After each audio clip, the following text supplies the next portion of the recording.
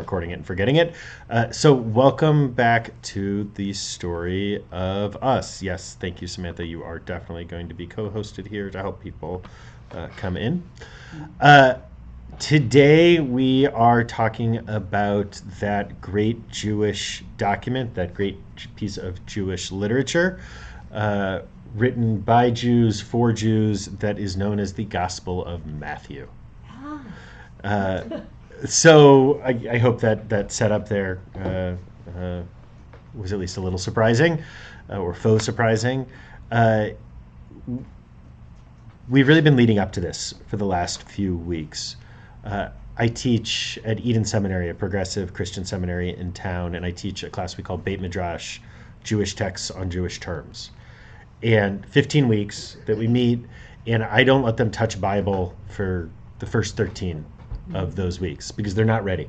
They can't look at the Hebrew Bible with anything but Christian eyes. So I make them go through weeks of Talmud and Midrash and Philo and Maimonides and endless Jewish text that's not Hebrew Bible. And then by the time we get 13 weeks in, they're ready to look at the Hebrew Bible as Jewish text rather than as a Christian document. So the big criterion is they learn to say, well, maybe you could look at it this way or that way, or yeah, exactly. I tell them that's the cultural appropriation. I say this to them. That's the cultural appropriation I take. That I hope they will take.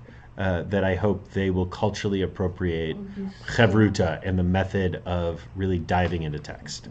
Has anybody seen the Chabad Weatherman? I am not seeing the Chabad Weatherman, but that sounds like quite Maybe it could be. Maybe. Oh yeah. There you go. Really? Maybe. Okay. Probably not. So I got to find this.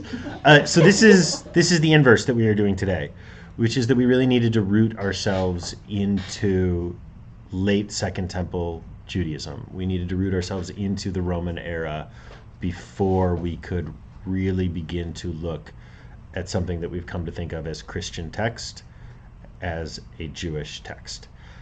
So I'm hoping that's what we will do today. So any thoughts or questions with that setup before we dive in? I'm looking at Zoomers. You can either do the raise the hand within, or you can move your hands wildly back and forth and I'll see you, or unmute yourself and interrupt, which is maybe the most Jewish of the options that we've spoken of here. No one? Okay. So I want to go back for a moment to the Roman period and once again just sort of place us there. I also want to talk about Judaism and Christianity as independent traditions. The model that I think most of us have probably encountered the most is the idea that Christianity emerges from Judaism, that it is a daughter religion to Judaism. A different version of this is sort of the Christianity as Judaism 2.0, and of course then Islam as Judaism 3.0, which is the supersessionist view. But broadly, does that make sense when I talk about the image of Christianity as a daughter religion? I don't know why they use that gendered language, but that's what it tends to be, to Judaism. I want us to totally reject that. And instead, what I'd like us to see is that Judaism as we know it and Christianity as we know it both are twin siblings, maybe fraternal twin siblings, that emerge out of this same moment of Roman destruction and of Roman occupation. The reality is everything that we call Judaism is so radically different from the operations of the temple that it's almost unrecognizable. And that's because we have these fringes. Right now we're going to root ourselves back in the Roman period here for a second. We've really talked about how the vast majority of people went along to get along. They were either Sadducees, which is the name for the elite group, or the broad followers of the Sadducees, or just the go along, get along folk. They weren't part of these revolutionary movements that were happening. What years do you bookmark or bookend the Roman period? So we're talking roughly I think Rome comes in and occupies and destroys around 80 BCE is my memory. And then the destruction of the Second Temple happens sometime between 68 and 70 CE. Bar Kokhba is 130s CE. So in the broadest of senses, we're talking like 100 to 100, 100 to 150 on both sides of zero is the time period we're really dealing with when we're talking about the late Roman Empire, or the late Roman period of the Second Temple. Okay, so we have folks like the rabbis. Have I convinced you thoroughly that the rabbis are fringy at this point? Yeah. Is anyone still holding on to the idea that they were important in the center? Because that's the big takeaway for us to have here, is that the whole rabbinic movement, which would have been called the Pharisaical movement, though it's not clear that they called themselves that, it seems to be an outside label for them. But the Pharisees, the rabbis, they were a group of weirdos on the fringes. Maybe some things don't change. But these rabbis had a radically different interpretation for how Judaism could be practiced. They come out of, in many ways, the Hellenized tradition. We get so used to thinking of Hellenization, right, the imposition of Greek culture, as being a negative and as being in tension with Judaism. But actually, what happens is that Hellenism creates a Jewish identity that is outside of being a Judean. Right? Hellenism and Jewish Hellenists, Jews living in Greek places that aren't Israel. So certainly we're talking about places in Greece, certainly we're talking about some places in the Italian peninsula, but we're also talking about a lot of places in Egypt when we talk about this, places like Alexandria. These Jews were in the business of figuring out how to do Jewish outside of a deep and central connection to the land. Right? This isn't a temporary existence that they're having outside of the land of Israel. It's a permanent one for them, and they're establishing that, and they're in constant communication with Greek philosophers in figuring out ways to make their Judaism make sense and also not be embarrassing is probably a big part of this too. How did they get there? How did they get To these other places? We know how they got to Babylon. So Jews spread significantly by choice throughout the Greek Empire once we are occupied, right? So once we're in that sort of Alexander the Great comes and conquers the whole region, then it splits into multiple empires. Things aren't so bad for us, actually.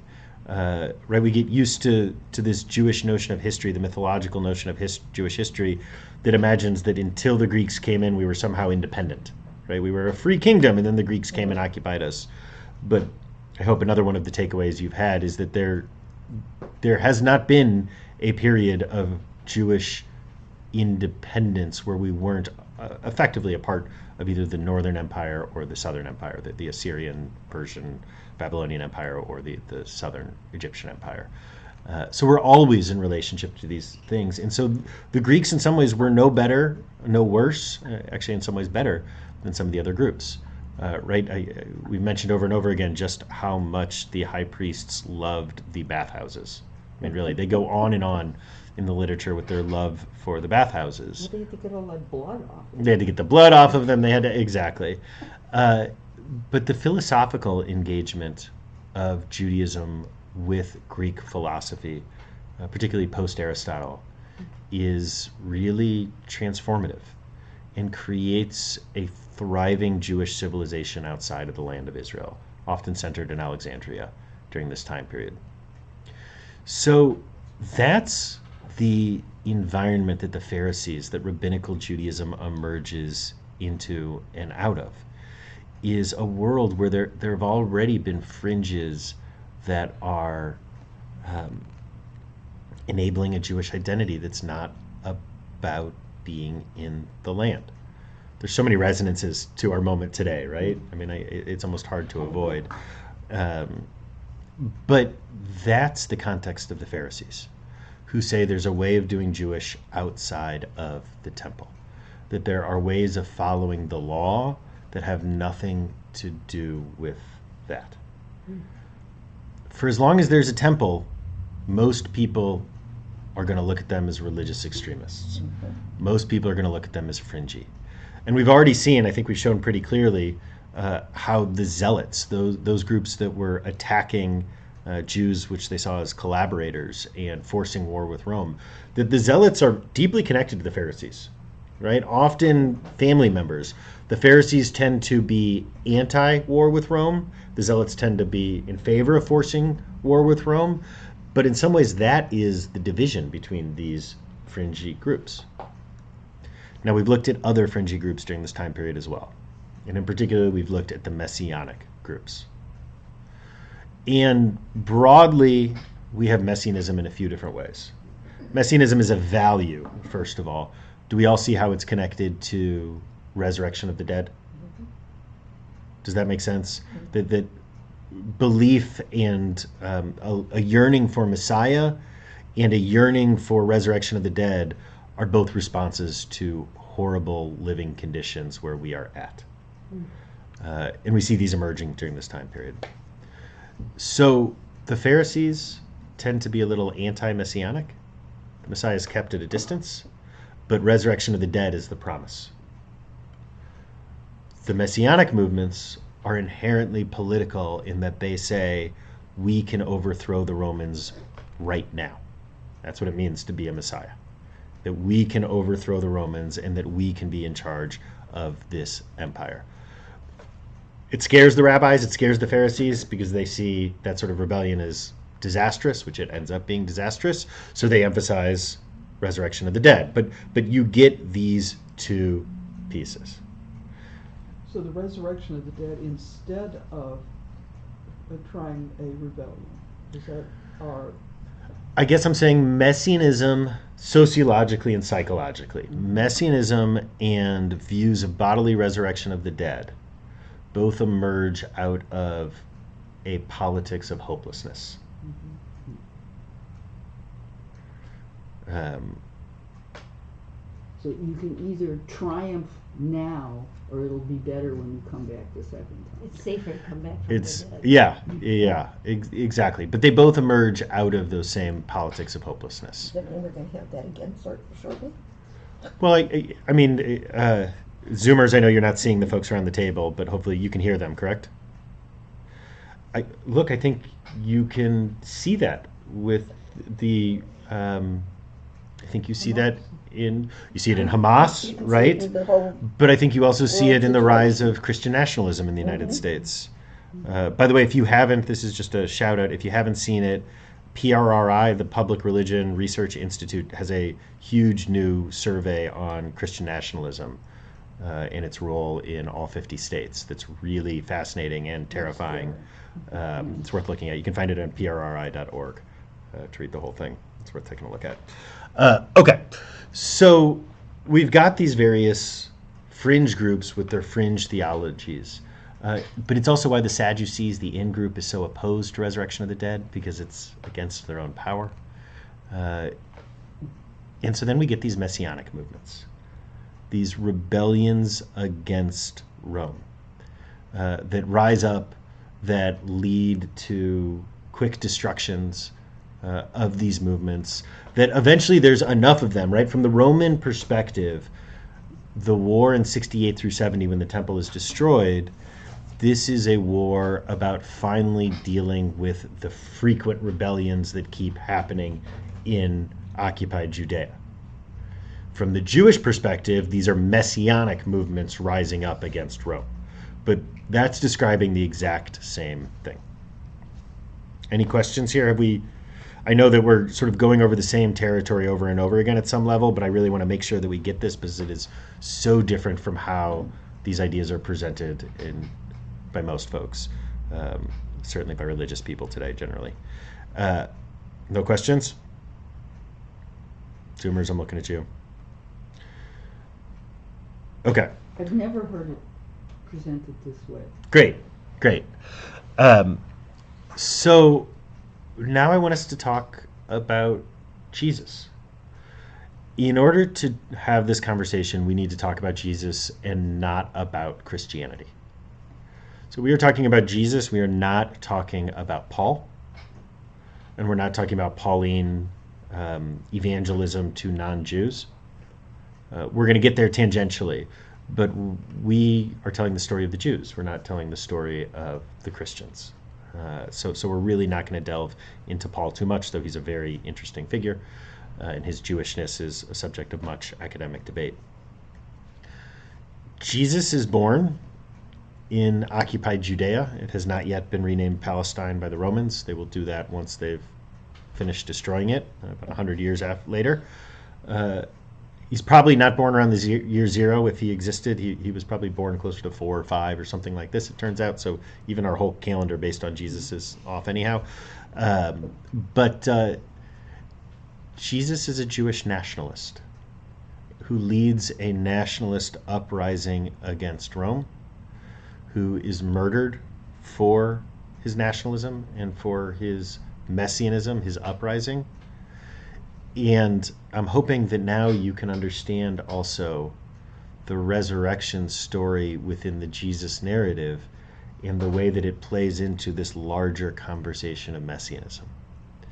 The way that messianism and resurrection are answers for a hopeless political situation.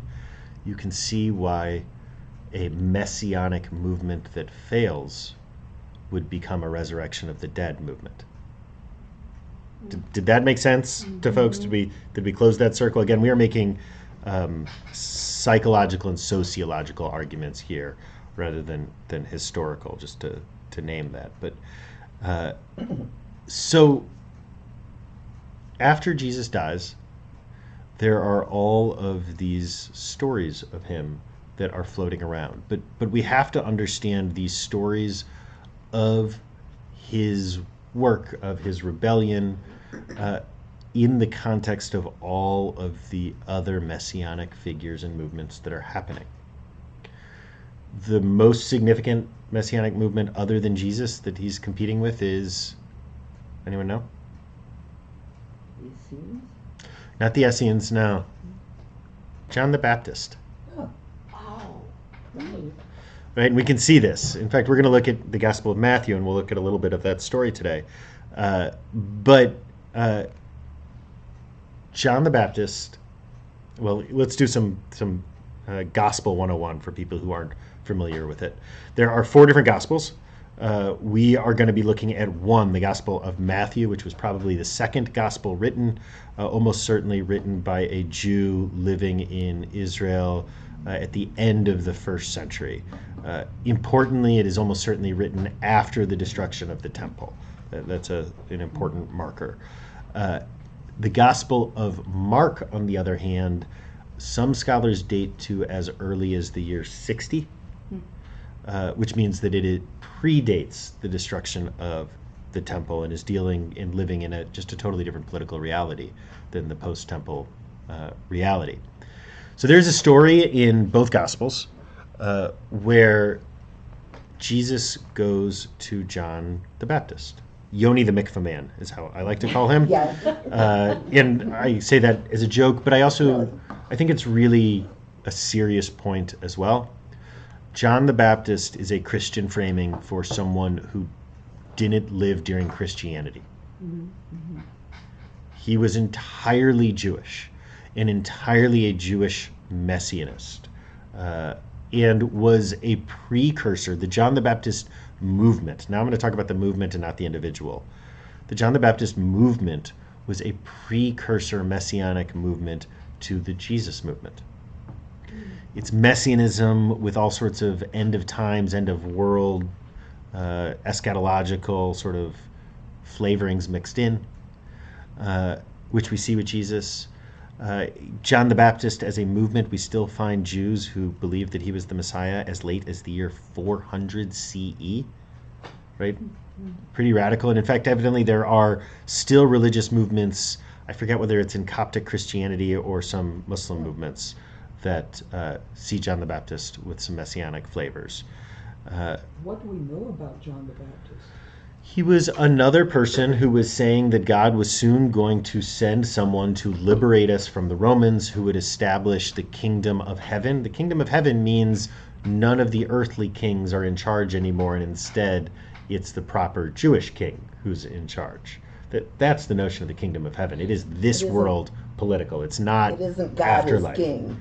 It's God is king too, but our God is king, and our God is going to rule over everyone, and everyone will show up in Jerusalem to our king. Yeah. Yeah, y'all gonna come to our house. You're going to come to our house. Yeah.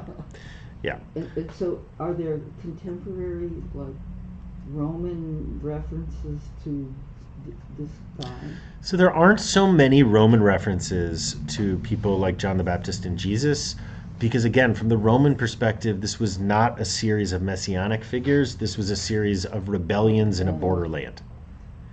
That's how they conceived of this, and they won. Over and over again, they won. They came because there was no chance. We weren't going to beat the Romans. They could come in and, we'd beat a legion, and then they'd send in all their people, and that'd be the end of it. You've got a hand up there. Pacifist, Oh, yeah.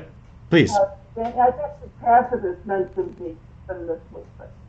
I'm sorry, Marilyn. I couldn't really hear you. Pacifist, Pacitus, Tacitus. that's the reference that I used to use.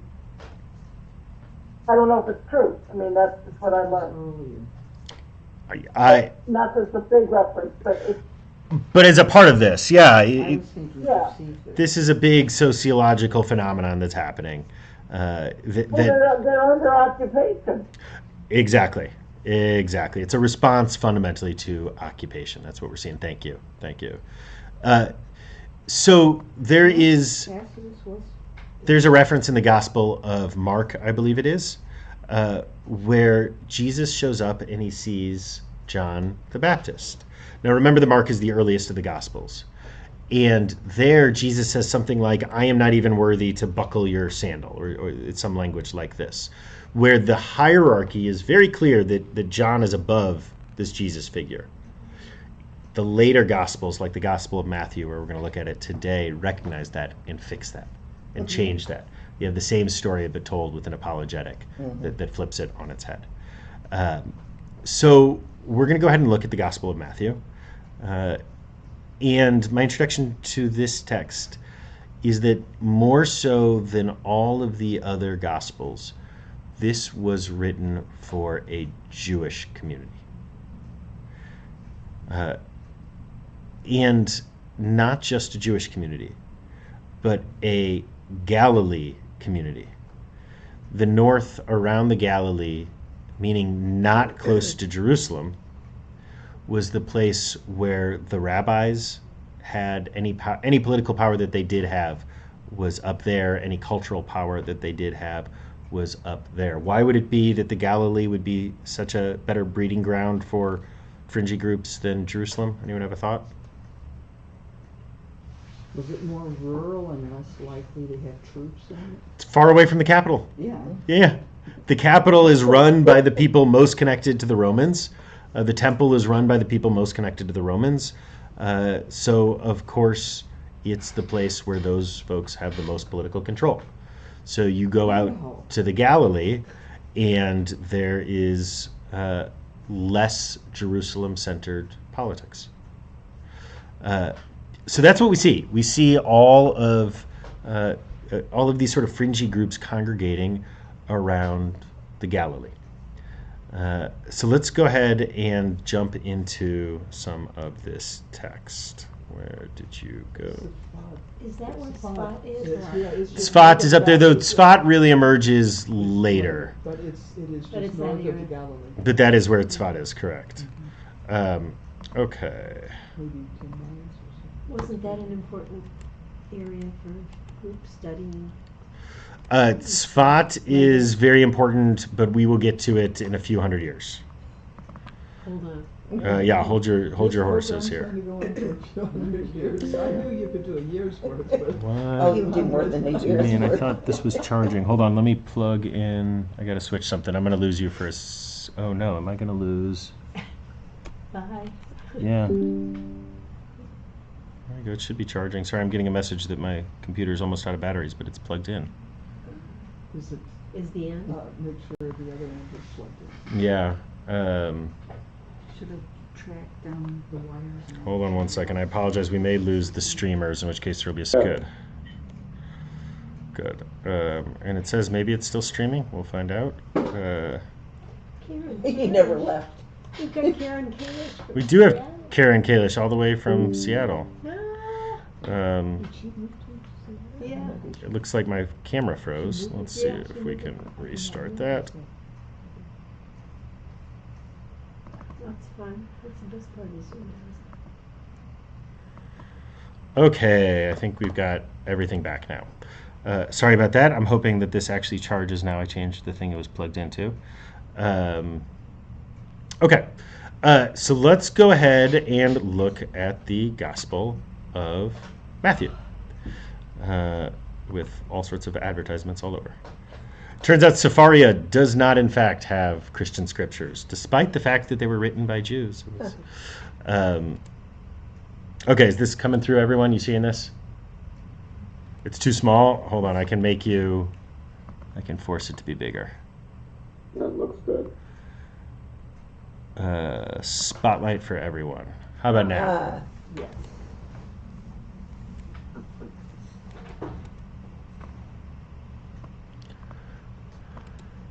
Okay, here we go. Hello again, everyone. Okay, so let's just go ahead and read this and talk about it quickly. This is the very beginning of the Gospel of Matthew. Someone want to read it for us? I'll read. Go for it, real loud, please. This is the genealogy of Jesus the Messiah, the son of David, the son of Abraham. Abraham was the father of Isaac, Isaac the father of Jacob, Jacob the father of Judah and his brothers, Judah the father of Perez and Zerah, who's... So on and so forth. So Jump on down and so to forth. Okay, verse we're- 5 or something, yeah? Yeah, where are we?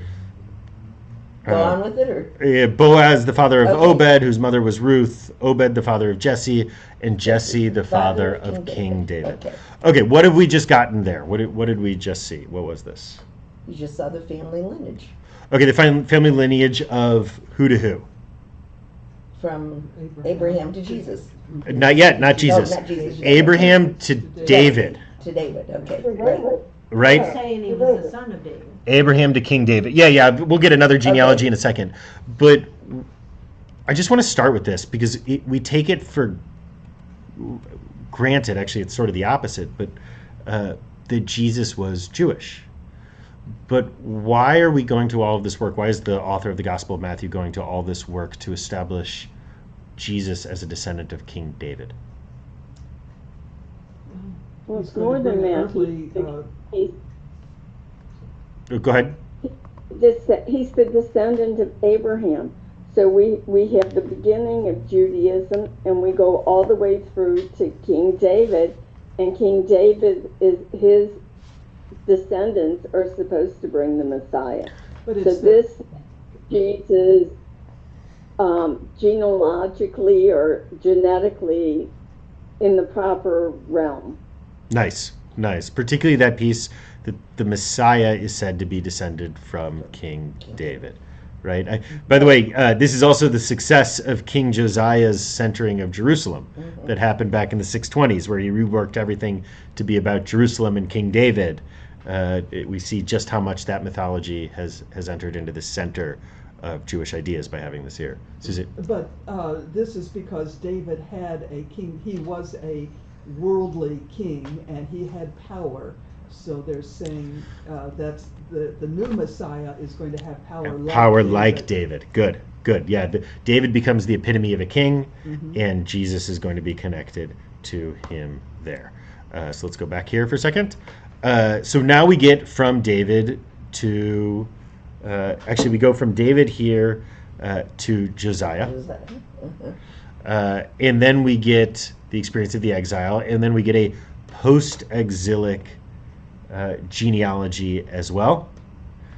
So interestingly, we often don't talk about Josiah.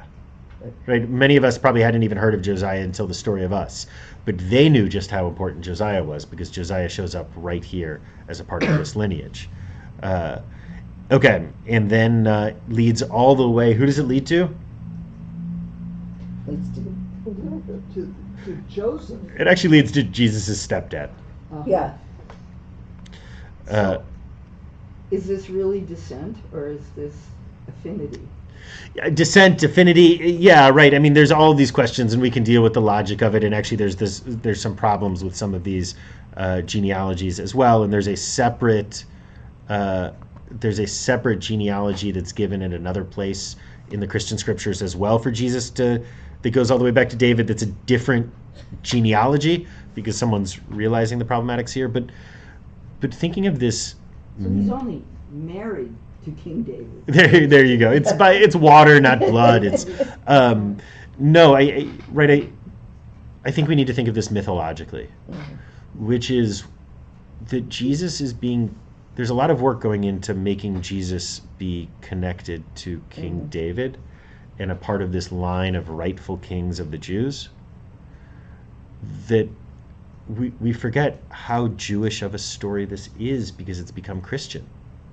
But it starts in the most Jewish way of possible. This is a particularist story. This is not a universalist story. This is the story of a Jewish nationalist. And it starts with a connection to Jewish nationalism. Make sense? Okay. So the group that ends up in the greatest tension with the Gospel of Matthew, who's the bad guy in the Gospel of Matthew? Anyone know?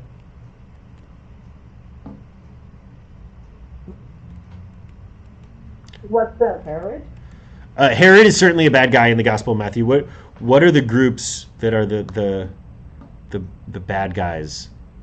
It's the Pharisees. It's the Pharisees. Yeah. Actually, I'm going to put that on pause because I see Karen Kalish's question here.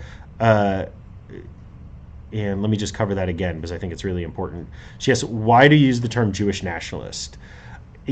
I'm using this intentionally, provocatively, I mean very clearly. But I'm using it because the way that I think we have to understand Jesus in his context is as a political revolutionary figure whose aim is the overthrow of the Roman occupiers and the establishment of an independent Jewish kingdom and or the establishment of an independent Jewish empire that rules over the world where we are at the center. That is the notion of Messianism during this time period. Messianism is Jewish nationalism. Now, I want to hold out that nationalism, when it is the movement of oppressed, occupied peoples, has a different moral characteristic, I think, than nationalism when it is a movement of controlling dominant peoples. So that's certainly a part of this here, too. How are the Pharisees the bad guys if the Pharisees really have this whole messianic? Hold on, we'll get there in a second. I want to make sure before we go. It's not the Sadducees who are the bad guys. Not in Matthew, but hold on. I want to make sure we're clear on this notion of messianism as Jewish nationalism. Messianism in the Roman period is nationalistic military uprising against Roman occupation supported by divine help. That is the idea of messianism. And messianism was not permanent during this time period. We talked about this in previous weeks. But messianism would establish the political order as it always should have been, knowing that it can go out of order again. And we have all sorts of other figures. Judah Maccabee, the word Mashiach is used to describe him. The Dead Sea Scrolls talks about multiple messiahs, the Mashiach ben David and the Mashiach ben Yosef, the various versions of this messianism. But the one thing that it all has in common is that it is a response to the Roman military occupation that is violent and militaristic and calls for an uprising against Rome and a restoration of the political order as we imagine it always should have been. There are variations where we don't actually take up arms, but instead God comes down and sends fire and brimstone to destroy the Rome. There's all sorts of versions like that too. Daniel. So is one reason for the genealogy that it makes him, takes away the fringiness from him? Oh yeah, it This is an attempt to create legitimacy. Exactly. Karen Kalish, now I'm talking. Did that make sense right there? Any other questions on that idea? Because I think it's really important to understand this movement in that context. Yes, but I have another question after that. Go for it. This do-gooder carpenter wanted to overthrow the present government? So, yeah, I mean, I thought he was this really nice, sweet guy who was a carpenter and did all these good deeds. Business wasn't good. So I think there's a difference between, and this is part of the tension that we're dealing with here today. There's a difference between Jesus, the historical figure, who may or may not have existed, by the way. There are some people who even question whether he existed. That not to overuse the word fringy, but that tends to be a more fringy view in scholarship. People tend to think that he was a historical figure of some sort or another. There is the phenomenon of Jewish messianism in the late Second Temple period that is the way that we should understand these movements. And all of that is separate from the many layers of Christian theological mythologizing that have happened over the last 2,000 years. And in the same way that the story of us, the story of the Jews that we tell today, is radically different than the story that Jews told about themselves 1,000 years ago, or 1,500 years ago, or 2,000 years ago, the same is absolutely just as true of Christians. And it is even more true of the figure of Jesus, which is to say that they take Jesus, the Jewish nationalist messianic figure, and he's eventually turned into a Christ, a Greek version of a messianic figure. We'll get there as we go. Go ahead, Marilyn. I think that the street carpenter thing comes more out of Luke than it would be out of Matthew. Which is a later gospel, anyhow, exactly. Right, and it's a different audience. Yes. And so, there's so much trying to explain mystery that you put a lot of stuff on the story. Because you have to turn this guy into God, and you have to get this guy resurrect, except that somebody said, and I think it's interesting in this context, that resurrection isn't resuscitation. Yeah, thank you. Another way I think of saying a similar concept is that the Jesus who is alive is different than the Jesus who is remembered. Mm-hmm. They're different characters, actually. And Matthew is right at the in-between stage of these. Okay, now back to the Gospel of Matthew. So there's this effort to create the genealogy, to create the connection to David, but over and over again in the Gospel of Matthew, and I have a few different references that we can look at if you'd like, it's the Pharisees who are the bad guys. Jesus argues with the Pharisees about whether you should save someone's life on Shabbat. Jesus argues with the Pharisees about the issues with the temple. Jesus, in fact, the Pharisees are blamed, the Sanhedrin, being the court of the Pharisees, is blamed for going to the Romans and saying to the Romans that they should go and kill Jesus. So why is it that much more so than any of the other Gospels, the Pharisees are the bad guys of Matthew? And the answer, I think, is that Matthew was written by a Jewish community of Jesus followers, for a Jewish community of Jesus followers. And what we've hammered home again and again is that the Pharisees are fringy people, and the Messianists are fringy people, and the Essenes are fringy people, all fighting for the same 20% of the population that's convincible. And so why is it that the Jesus movement, the Gospel of Matthew, is demonizing, sorry to borrow a metaphor here, the Pharisees? It's for the same reason that the Pharisees are doing that to the Zealots. These are the groups that are kissing cousins to each other. They're right next to each other. They're part of the same movement with deep disagreements between them.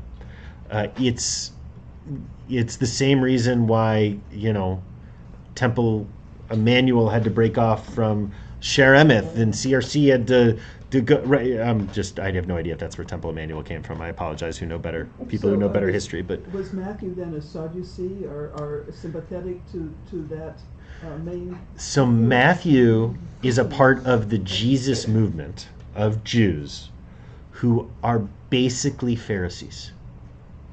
Even though the Pharisees are considered the bad guys. The Pharisees are considered the bad guys because they're the competitors. Okay. So this is a split in the Pharisees, kind of. That Matthew is one part and. Yes, I wouldn't call it quite a split in the Pharisees. I would say that they are all subcategories of a larger group that we could place them into. Pharisees, Zealots, Messianists, they're all Where'd part. you go to high school? Yeah, they're all part of these fringes that are arguing between each Rubio other. versus DeSantis. Rubio and DeSantis and Trump. Yeah, there you go, DeSantis and Trump. Yeah, exactly. That's what we're dealing with here. Okay, let's pause for a moment. Questions, thoughts, comments. Is this making sense? I know this is such a different framing than maybe we were used to, both as the rabbis, right? Because you have to accept what is contrary to everything that you may have learned in Sunday school growing up, or day school, or wherever it is that you learned your Jewish education, because you have to accept that the Sanhedrin is not important, and that the Pharisees are not important, and that these are fringy rebels and not the center of politics. And then you have to accept that the Jesus movement is a Jewish movement, and not just a Jewish movement, but a deeply legitimate Jewish movement. There is nothing that puts the Jesus followers outside of the tent any more than the John the Baptist followers, any more than the followers of the rabbis. They are all Jewish nationalist responses to Roman occupation. Okay, Josiah. Hey, Rabbi. So when the Jesus as recorded in the gospel says pacifistic stuff like, turn the other cheek, don't live by the sword because then you'll die by the sword. When he's recorded as saying stuff like, the kingdom of heaven is not on this earth, it's in your own heart. I'm paraphrasing, but do you think that is kind of like coping mechanisms that later writers put into Jesus's mouth, and that the original Jesus maybe was more in favor of like picking up the sword and creating an earthly kingdom? I don't think I can answer that question with any level of confidence. I want to ask Dan McClellan on TikTok about it. He'd be good for that. But look, Gandhi is a revolutionary too, and Gandhi leads a nonviolent war against the Brits, though violent against many Indians, right?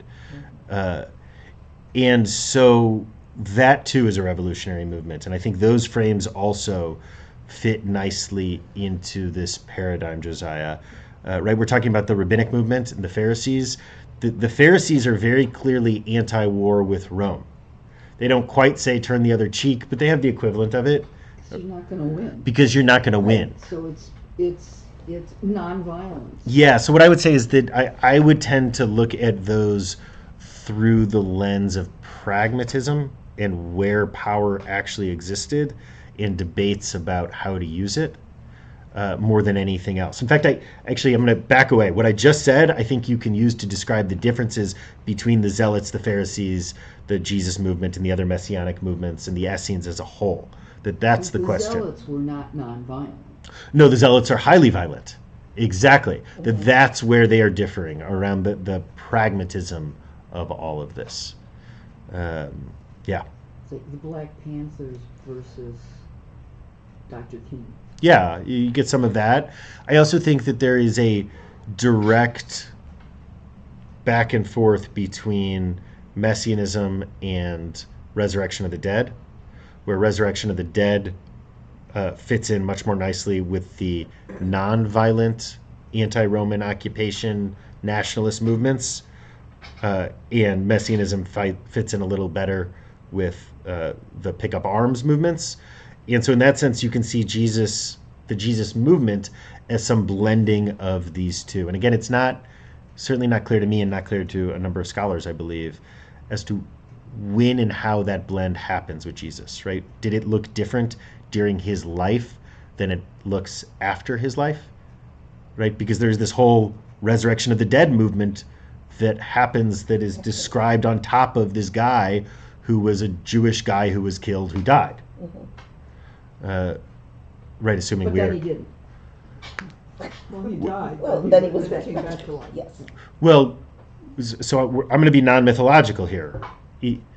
Jesus, the Jewish messianic nationalist, was killed by the Romans, and then a group of people created a afterlife resurrection of the dead around this messianic figure. But I certainly don't accept the notion that this human being came back alive. It's instead a religious movement that emerges. It's a mythology that emerges as a response to Roman occupation, as a response to a messianic movement that failed, as a right when the Messiah fails, afterlife helps. Marilyn. There's no resurrection narrative in Mark. There you go. In the early versions, you don't even get that. Yeah. So this whole thing evolved over time, trying to make sense of what are we doing here, and where can we go with this? And I think they turned Jesus as a movement or anything into something bigger as time goes on, and then you get to John, and they're in mysticism. They're into Gnosticism. So, any more than you think that we're all going to be saved by some, whatever revolutionary movement is coming down the pipe. There you go. Okay. I want to say just a little bit about when the Jesus movement stops being a Jewish movement. Because for a long time, this is just another Jewish movement. There's nothing particularly remarkable about that. Now remember the background here for a moment, that Jews had been living out in the Hellenized world, had been creating a Judaism that was palatable to the Hellenized world, and that by this time, these are crazy numbers to me, 10 to 15% of the Roman Empire are Jews. Another 10 to 15% of the Roman Empire are non-Jewish followers of the Jewish God. Those numbers are related to each other, by the way. No one is suggesting that it's 30% of the empire, closer to 20-ish%. And how you balance those two numbers, there's some disagreement around by historians. But all of this is to say that there are a lot of people who are not Jewish who are a part of our cosmology at this point. And so after the temple is destroyed, and particularly after Bar Kokhba, after it stops seeming like a real possibility that it can be rebuilt ever, these movements that aren't temple-based start to gain acceptance and legitimacy amongst your everyday Jews.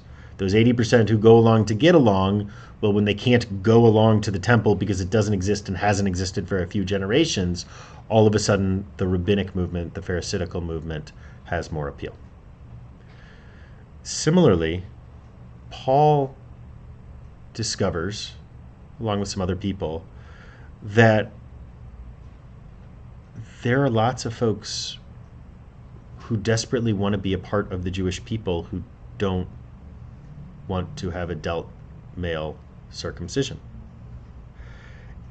which is a huge barrier in this time period. I mean, in any time period probably, but in this time period to conversion, particularly a world that is deeply patriarchal, right? The way you would become a Jew is if the male head of your household became a Jew. And so there's this 10 to 15% of the empire out there that is just waiting for a way to be a part of this world that Paul gives them. And in that sense, I want to connect Christian movement, now we're not talking about the Jesus movement, but the Christian movement, to 450 BCE, Jews write the Torah because of the experience of Persian exile and slavery. Makes Judaism portable in a new way. 300 and afterwards BCE, Jews spread throughout the Greek Middle East and North Africa, and once again create a Judaism that is not just portable but is philosophical. Makes sense with Aristotle. This is a move away from the particularism of being a Judean towards something that looks like a religion as we conceive of a religion today. And in that sense, Christianity is a continuation of that. Now, no longer is it just portable, but it's available for people who aren't Judeans. It's not just that Judeans can carry their Judaism outside of Judea, but that your Judaism can be claimed even when you're not Judean. And I don't mean Judean ethnically. There have always been people who joined the tribe in whatever way they joined the tribe. But Judean as a tribe, Pauline Christianity gives a road to being a part of it without being Judean. Did that make sense? Similarly, the rabbinic movement gives a way for Judeans, for Jews, to carry their Judaism with them outside of the existence of a temple. I feel pretty confident in saying if the Jews hadn't rebelled against Rome in 68, and if Rome hadn't quashed our rebellion and destroyed the temple, the Jesus movement never would have become Christianity. Christianity as we know it, and then Islam as we know it, would not have existed. I mean, maybe it would be a small Middle Eastern religious group, like there are all sorts of other small Middle Eastern religious groups. But it is the destruction of the temple which sends all of these sparks flying in every direction. And from that moment creates Judaism as we know it. Pharisaical Judaism, rabbinic Judaism, goes from being the fringe to being Judaism. And non-Jewish followers of this Jewish God become Christians. And eventually Christianity, of course, takes over the empire. Okay. Thoughts, questions, responses? Not much after that, the Muslims. Islam comes just a few hundred years after Christianity becomes the state religion. But we'll get there. Because to give this away, in the same way that the Persian period creates the Torah and the destructions of the Roman period create the Mishnah, it is the rise of Islam which creates the Talmud. But we'll get there. Toby, then Ovadia. Okay, all this time I'm thinking, this makes sense to me from what I know of history. How do Christians look at the picture that you're drawing of Judaism and Christianity and how they're related to each other? Yeah, I think it depends on the Christian movement. I don't think anything that I'm saying is particularly controversial in progressive or academic Christian spaces. I'm sure it is more controversial in traditionalist Christian spaces, just as this is more controversial in traditionalist Jewish spaces, I would say, broadly, everything we're talking about here. Look, some of my framing here is in response to current political events too, I think, right? You can't escape my telling of the Jewish story from our politics in the same way that you can't escape it for any of these previous folks. I particularly, one of the things that gets passed around on the internet right now that drives me particularly nuts is when folks talk about Jesus as a brown-skinned Palestinian. It drives me insane, because this is a Jewish nationalist who lived and died to create an independent Jewish kingdom, and whose memory has been weaponized against Jews for thousands of years. even as I understand sort of the moral point that people are making within Christianity by having that framing, it particularly bothers me. So that's, I'm sure, an undercurrent here too, if that makes sense.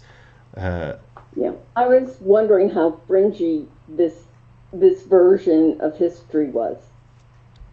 To use the term we're using a lot. The bottom line is it's not that fringy.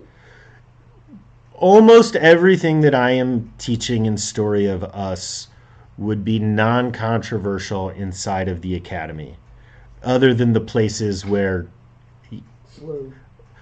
slew, but no, I was going to say the only things that would be controversial are the pieces of scholarship that I'm behind on, or where I'm picking a more minority view versus what's a more mainstream view in scholarship in certain places, often because I don't even realize it. Those are the places that would be controversial. But no, broadly, it's not terribly controversial in academies. When I teach this at Eden Seminary, a version of this. Samantha's saying to say that the resurrection didn't actually happen would certainly be less accepted in most Christian spaces, but yeah. Homer, Ovadia. Yes, excellent presentation. I really enjoyed it. I had never thought of it the way you couched it about time leading up to the schism, as opposed to me always thinking of it being when Christianity was no longer palatable to Jews, i.e. when Jesus became God, that being the moment of splitting. So I'd never thought of it the way that you presented it today. And also the time frame. I did a little bit of, very interested in the time period, so I did a little bit of research, and the blessing against heretics seems to have come at the end of 100 to the early of 200. Yeah. And we'll talk about that blessing, actually. Yeah, thank you. Yeah. There was something else I was about to say. As a final thought, Jesus, memory. Oh, so this next piece that I'm going to say is my theory. I'm not hooking this on any scholarly handle. Well, first let me say the scholarly piece, which is that there is no consensus as to the moment when Christianity and Judaism split, when it stops being okay to be a Jewish Jesus follower. And it appears that there is not a moment, that it is a process over time rather than any individual occurrence, anything that happens. So here's my theory. I think Jewish identity, in many ways this is the stickiest part of Jewish identity, is fundamentally tribal and not religious. We have an enormous tolerance, whether we are talking Sadducees, Pharisees, Messianists, John the Baptist people. We have an enormous tolerance for what might be considered theological divergence or heresy. Same is true today, right? Your Chabad rabbi who believes that the last Rebbe was the Messiah, died, and is coming back, happily will call a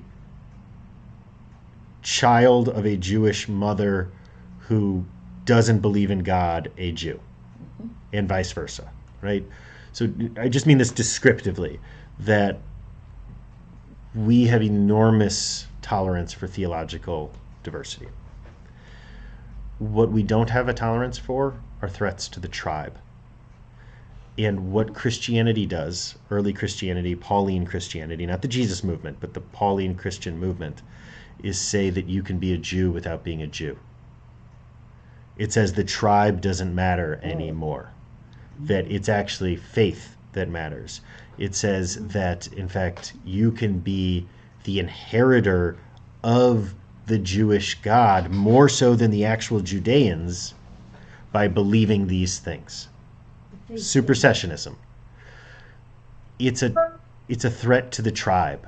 And I deeply believe that is what ultimately causes Christianity to become trafe. Now, for our contemporary world, I think it's also the fact that for the better part of 1,500 years, most Jews lived in a different place from their grandparents because people had come with the sword and the cross to kill them. That that also has to play into this. But again, that's tribal. Okay, any last thoughts? Peter and Paul had a big disagreement about whether you could. Peter, Paul, and James are, yeah, They're exactly. all fighting about, can you have the neighbors over for dinner to be Jewish? Yes. It's also worth noting that after the destruction of Jerusalem in 68 through 70, the Jewish centers of the Jesus movement are decimated. But the non-Jewish centers of the Jewish Jesus movement aren't. And then increasingly there's incentives for the Jesus movement to distance themselves from the Jews who are constantly rebelling against the Romans in order to be better liked by the Romans, but that's a different story. Okay, today was your look at the Jewish document of the Gospel of Matthew, and a look at the Jewish revolutionary who lived as a Jew, died for being a Jew, or for being a Jewish rebel, known as Jesus of Nazareth. Okay. Wonderful. Good to be with everyone. I'm off to Temple Emmanuel to go teach Intro to Judaism. So you should go through one of the drive